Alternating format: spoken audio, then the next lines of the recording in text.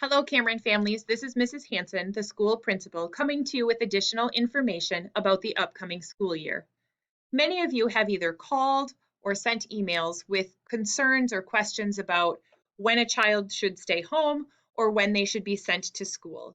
So this presentation is all about the daily student health screening that we're asking families to conduct prior to sending their child to school for the day, either on the bus or by dropping them off. So each morning, we are asking families to check their school-age children for the following symptoms. And these aren't necessarily COVID specific, because any of these symptoms could indicate a possible illness that might decrease your student's ability to learn, and it could also put them at risk for spreading illness to others. So one of the first symptoms that we ask you to screen for on a daily basis is if your child has a temperature of 100.4 degrees Fahrenheit or higher when their temperature is taken orally. We ask you to consider if your child has a sore throat or not. We also ask you to listen for a new uncontrolled cough that causes difficulty breathing. And this symptom raises a concern or a question for many parents, especially those that have students that have a chronic allergy or some kind of asthmatic condition. And many of you have said, well, my gosh, if I keep them home every time they have a cough, they'd never be at school. And we understand that. So what we're asking you to screen for in this case then is a change from that baseline cough, or what does their cough usually sound like? And is this new cough, does that sound different? If it does, then we would say, that's one of the symptoms, and we ask your child to stay home. Another set of symptoms would be diarrhea, vomiting, or abdominal pain. And also, does your child have an onset of a severe headache, and does that come with a fever? Other things we ask you to consider is whether or not your child has had close contact or a potential exposure to COVID-19.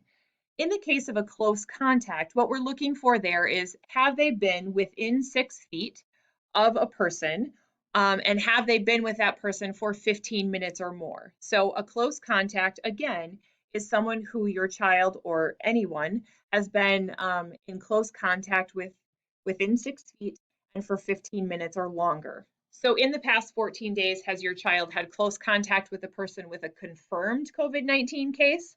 Or have they had close contact with a person who's under quarantine for a possible exposure?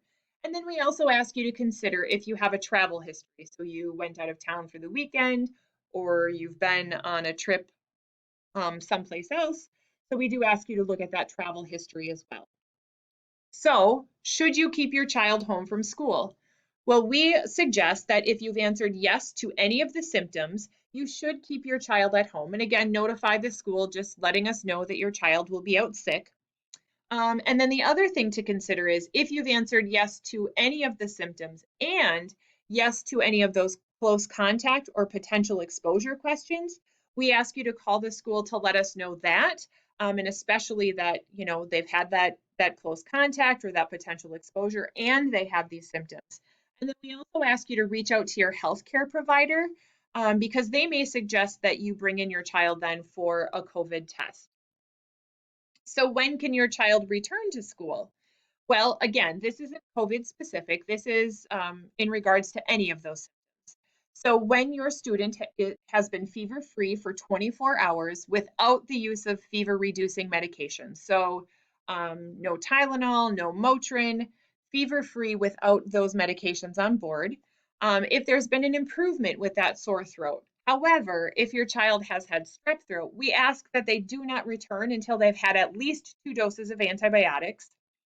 If they did have cough or shortness of breath, we ask that there be improvement with that and no diarrhea or vomiting for 24 hours, and then that there's been an improvement with severe headache. If you're not sure, because this is certainly a great deal of information, if you're not sure about whether you should send your child or not, please give the school a call. Either the principal or the secretary or the nurse would be happy to answer any questions that you might have and talk through some of those symptoms. And it's important to note that the information in this presentation is current and accurate as of August 25th, but it is subject to change based on the latest information on COVID-19. Thank you for your time. If you have any questions, please reach out and contact the principal. And again, please be watching for additional videos. Have a great day.